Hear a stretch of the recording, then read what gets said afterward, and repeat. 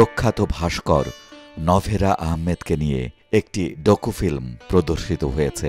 সেই সাথে চিত্রশিল্পী মনিরুল ইসলামকে নিয়ে নির্মিতব্য ডকুফিল্মের একটি ট্রেইলারও প্রদর্শিত হয়।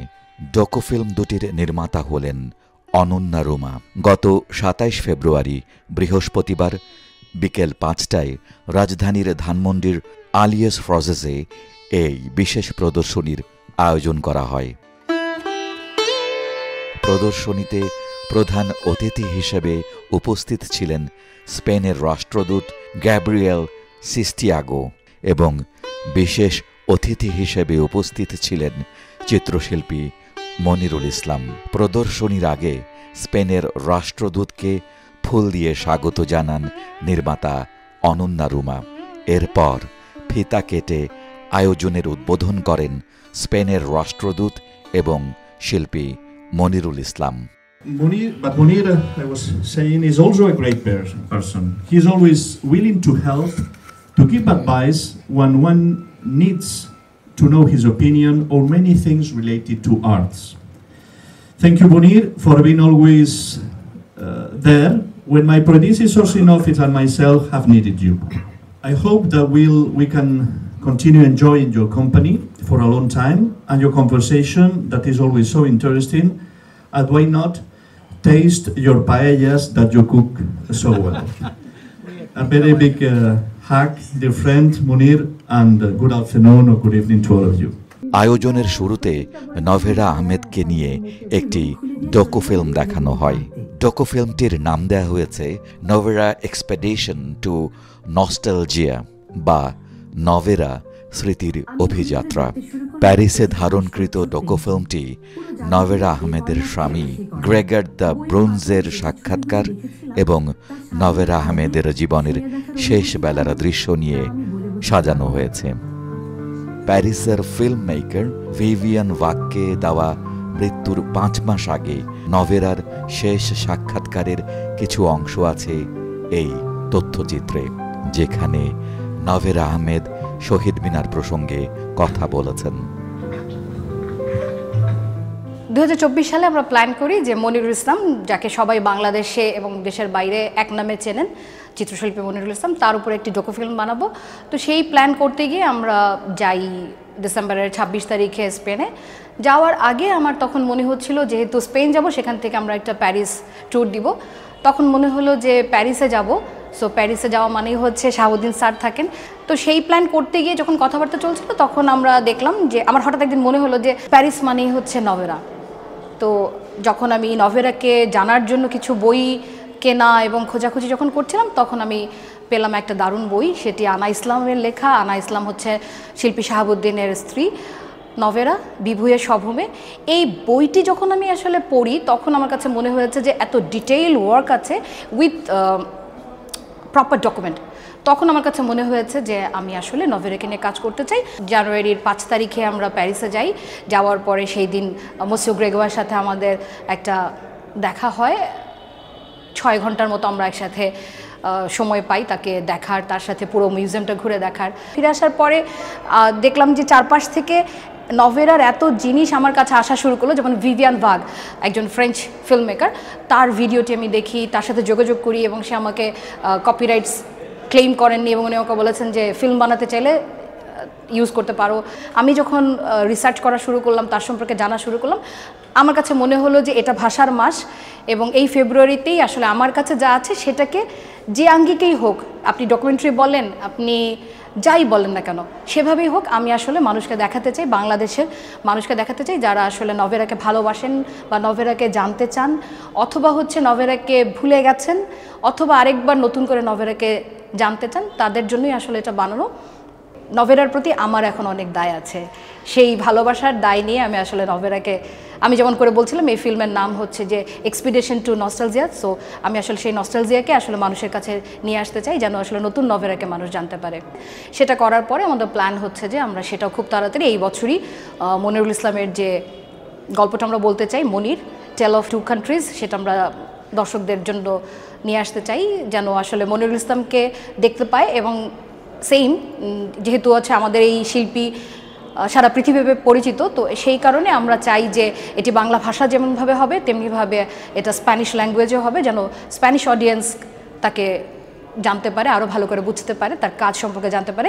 এরপর প্রদর্শিত হয় শিল্পী মনিরুল ইসলামকে নিয়ে নির্মাণ পর্যায়ে থাকা ডকুফিল্মের trailer Monir tale of two countries.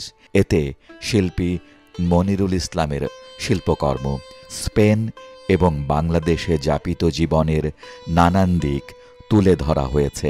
শিল্পী মনিরুল ইসলাম তার উপর নির্মিত ডকুফিল্ম তৈরির বিষয়ে তার অভিজ্ঞতার কথা এনিগমা টিভিকে জানান।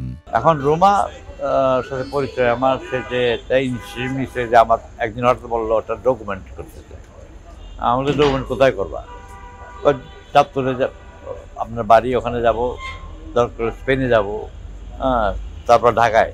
এই আমার 3 জায়গার যে 3টা লাইফ কীরকম, এবং এই জায়গা বিশেষ যে একটা আর্টিস্টের কর্ম এবং তার পার্সোনালিটি কীভাবে অ্যাক্ট করে, এটা ঠিক ওইভাবে একটা না ডকুমেন্টারি যে নর্মাল কতগুলা আছে না, যে আমি বলে গেলাম আর্ট সম্বন্ধে খালি হোয়াট ইজ আর্ট, এই তথ্য এটা না। এটা একটা লাইফস্টাইল আমার মানটিটা কীরকম, এর সাথে আমার কিভাবে কাজ করি, কোথায় থাকি, এই আমার যে সারাউন্ডিং, কারণ আমার লাস্ট অলমোস্ট 50 ইয়ার্স 50 বছর আমি ওখানে আছি। তো ওইগুলোই আছে যে মানুষের জীবনে বলছি যে একটা সেকেন্ডে তার লাইফ 180 ডিগ্রি চেঞ্জ হতে পারে কোনো পর্যায়ে। সেটাই আমার ক্ষেত্রে। আমি স্কলারশিপে গেলাম লাস্ট পাকিস্তানি, তখন আমি আর্ট কলেজ টিচার ছিলাম। 10th অক্টোবর স্পেন আমাকে অনেক কিছু দিছে, কারণ স্পেন আমি আক্ষেপ না যে আমার মোর দেন হাফ লাইফ ওখানে কাটাইছি। Spain is a beautiful country, ওদের গ্যাস্ট্রোনমি ভালো, ফুড, ক্লাইমেট, তারপর লোকজন, কারণ 800 ইয়ার্স আরবরা ছিল এবং অনলি স্প্যানিশ দেশ বলে যে আমরা we are carrying Arab blood, এটা ইউরোপে কেউ বলবে না। আবার বাংলাদেশে আসলে আমি টোটাল বাঙালি, আমার কিন্তু স্প্যানিশ বাংলার চেয়ে অনেক ভালো, কিন্তু আমি মিশাই না। তো এইটা আমি লাকি এবং প্রিভিলেজ যে 2টা কালচারের ভিতর। তবে চাই আল্লাহ তাআলার কাছে যাতে আরও মানে আমার কাজ ডেভেলপ করতে পারে। প্রদর্শনী শেষে স্পেনের রাষ্ট্রদূতের হাতে স্মারক হিসেবে আয়োজনের উদ্বোধনের ছবি তুলে দেয়া হয়। উপস্থিত শিল্পী অতিথিগণ ডকুফিল্মের নানা দিক নিয়ে কথা বলেন এবং ডকুফিল্ম দুটির ভূয়সী প্রশংসা করেন। মুগ্ধ করেছে এই জায়গাটায় যে এই ছোট্ট মাত্র 22 মিনিট মনে হয় এটা আর কি, আমার কাছে দেশটা অনেক বড় মনে হয়। এবং এই দেশটা যে বড় মনে হয়, আমরা কিন্তু কথায় কথায় দেশ বলি, গণতন্ত্র বলি, মানুষ বলি, ভাবনা বলি, দেশাত্মবোধ বলি, কিন্তু নভেরা এই দেশটাকে কোথায় পুষতেন বুকের মাঝে, সেটা সত্যি রুমার এই কাজটার মধ্যে কিন্তু সেটা বেরিয়ে আসছে। বিশেষ করে ওর হাজব্যান্ড যখন বলল যে এই দেশটাকে সে ভালোবাসত, কিন্তু বাংলাদেশকে সে কখনো অস্বীকার, পাসপোর্ট মানে সিম্পলি গায়ের পছন্দ দাঁড়িয়ে যায় যখন পাসপোর্টের শটটা, এটা ডকুমেন্টেশন বলবো, আমি বলবো যে এটা ছিল পাসপোর্ট এবং নভেরা এই সমস্ত দৃশ্যায়ন দেখার পরে যখন পাসপোর্টটা বাংলাদেশের মানচিত্র নিয়ে নভেরার পাসপোর্ট সাইজ ছবি নিয়ে যখন ভেসে আসলো, তখনই মনে হলো যে একটা মানুষ কতখানি দেশের জন্য হতে পারে, দেশ ভাবনার হতে পারে। আমার ভাবনা নভেরাকে নতুনভাবেই দেখলাম, কারণ তাকে নতুনভাবেই উপস্থাপন করা হয়েছে। অনন্যা রুমা আমাকে বললো যে আমি এই ধরনের একটা কাজ করছি, তখন সে আমাকে মানে বলতো যে আমি কী করব না করব, এবং এই নভেরার উপর যে বইটা আনা ইসলামের রেখা আনার লেখা, এই বইটাও আমি পড়ে দেখলাম। এবং এরপরে সে যেভাবে ডকুমেন্টারিটা নির্মাণ করেছে, তাতে মনে হচ্ছে যে একটা গল্পের ভিতর থেকে আমরা নভেরার অনেক কাজ, কারণ নভেরাকে তো আর সামনাসামনি ওইভাবে এখন পাওয়া যাবে না, কিন্তু তার যে স্মৃতিগুলি সেই প্যারিসে যে তুলে আনা হয়েছে, এটা অত্যন্ত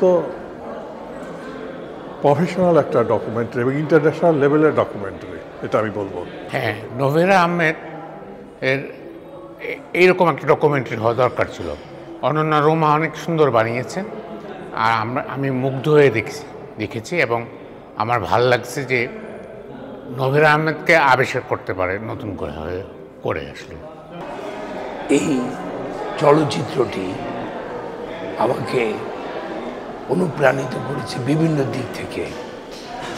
খুব সুন্দর একটি নির্মাণ এবং মনে হয়েছে বাঙালি চেতনা, সেই আমাদের শহীদ মিনার, সেই আমাদের বাঙালির সংস্কৃতি, আমাদের ঐতিহ্য, এগুলো যে কখনো হারিয়ে যাবে না, এগুলিকে কেউ ধ্বংস করতে পারবে না, সেই একটি কি বলা যায় যে একটি আশার আলো মনে হয় চলচ্চিত্রটি দেখে আমার পেলাম আর কি।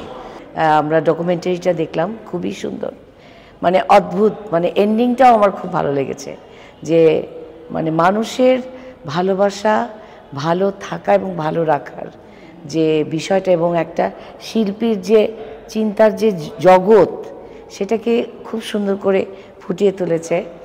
আর মনির ইসলাম, আমাদের মনির ভাই, উনি তো এত সুন্দর ছবি আঁকেন, ওনার চিন্তা, ওনার চেতনা সব কিছু প্রাণ ঢেলে।